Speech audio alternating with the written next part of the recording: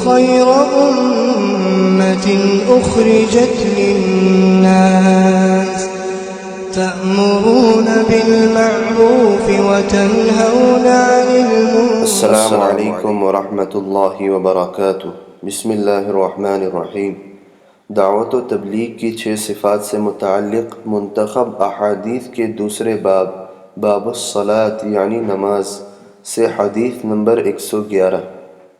حضرت عائشہ رضی اللہ عنہ فرماتی ہیں کہ جب نبی اکرم صلی اللہ علیہ وسلم بیمار ہوئے اور آپ صلی اللہ علیہ وسلم کی تکلیف بڑھ گئی تو آپ صلی اللہ علیہ وسلم نے دوسری بیویوں سے اس بات کی اجازت لی کہ آپ کی تیمارداری میرے گھر میں کی جائے۔ انہوں نے آپ صلی اللہ علیہ وسلم کو اس بات کی اجازت دے دی۔ پھر جب نماز کا وقت ہوا تو رسول اللہ صلی اللہ علیہ وسلم 2 آدمیوں کا سہارا لے کر مسجد جانے کے لیے اس طرح نکلے کہ کمزوری کی وجہ سے آپ صلی اللہ علیہ وسلم کے پاؤں زمین پر گھسٹ رہے تھے۔ رواہ بخاری۔ حدیث نمبر 112۔ حضرت فضالہ بن عبید رضی اللہ عنہ سے روایت ہے کہ رسول اللہ صلی اللہ علیہ وسلم جب نماز پڑھاتے تو صف میں کھڑے بعض اصحاب صفہ بھوک کی شدت کی وجہ سے گر جاتے، یہاں تک کہ باہر کے دیہاتی لوگ ان کو دیکھتے تو یوں سمجھتے کہ یہ دیوانے ہیں۔ رسول اللہ صلی اللہ علیہ وسلم جب نماز سے فارغ ہوئے تو ان کی طرف متوجہ ہو کر فرمایا، اگر تمہیں وہ ثواب معلوم ہو جائے جو تمہارے لیے اللہ تعالیٰ کے یہاں ہے تو تم اس سے بھی زیادہ تنگ دستی اور فاقے میں رہنا پسند کرو۔ حضرت فضالہ فرماتے ہیں کہ میں اس دن آپ صلی اللہ علیہ وسلم کے ساتھ تھا۔ رواہ الترمذی۔ حدیث نمبر 113۔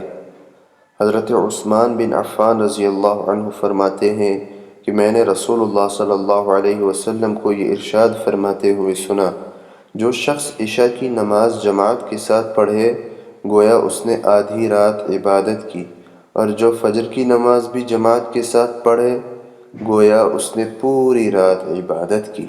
رواہ مسلم۔ حدیث نمبر 114۔ حضرت ابو ہریرہ رضی اللہ عنہ روایت کرتے ہیں کہ رسول اللہ صلی اللہ علیہ وسلم نے ارشاد فرمایا، منافقین پر سب سے زیادہ بھاری عشاء اور فجر کی نماز ہے۔ رواہ مسلم۔ حدیث نمبر 115۔ حضرت ابو ہریرہ رضی اللہ عنہ روایت کرتے ہیں کہ رسول اللہ صلی اللہ علیہ وسلم نے ارشاد فرمایا، اگر لوگوں کو ظہر کی نماز کے لیے دوپہر کی گرمی میں چل کر مسجد جانے کی فضیلت معلوم ہو جاتی تو وہ ظہر کی نماز کے لیے دوڑتے ہوئے جاتے، اور اگر انہیں عشاء اور فجر کی نمازوں کی فضیلت معلوم ہو جاتی تو وہ ان نمازوں کے لیے مسجد جاتے، چاہے انہیں کسی بیماری کی وجہ سے گھسٹ کر ہی جانا پڑتا۔ رواہ بخاری۔ حدیث نمبر 116۔ حضرت ابو بکرہ رضی اللہ عنہ سے روایت ہے کہ رسول اللہ صلی اللہ علیہ وسلم نے ارشاد فرمایا، جو شخص صبح کی نماز جماعت کے ساتھ پڑھتا ہے وہ اللہ تعالیٰ کی حفاظت میں ہوتا ہے، جو اللہ تعالیٰ کی حفاظت میں آئے ہوئے شخص کو ستائے گا اللہ تعالیٰ اسے اوندھے منہ جہنم میں پھینک دیں گے۔ رواہ الطبرانی۔ حدیث نمبر 117۔ حضرت انس بن مالک رضی اللہ عنہ فرماتے ہیں کہ رسول اللہ صلی اللہ علیہ وسلم نے ارشاد فرمایا، جو شخص 40 دن اخلاص سے تکبیر اولیٰ کے ساتھ باجماعت نماز پڑھتا ہے تو اس کو 2 پروانے ملتے ہیں، ایک پروانہ جہنم سے بری ہونے کا، دوسرا نفاق سے بری ہونے کا۔ رواہ الترمذی۔ حدیث نمبر 118۔ حضرت ابو ہریرہ رضی اللہ عنہ فرماتے ہیں کہ رسول اللہ صلی اللہ علیہ وسلم نے ارشاد فرمایا، میرا دل چاہتا ہے کہ چند جوانوں سے کہوں کہ بہت سارا ایندھن اکٹھا کر کے لائیں، پھر میں ان لوگوں کے پاس جاؤں جو بغیر کسی عذر کے گھروں میں نماز پڑھ لیتے ہیں اور ان کے گھروں کو جلا دوں۔ رواہ ابو داؤد۔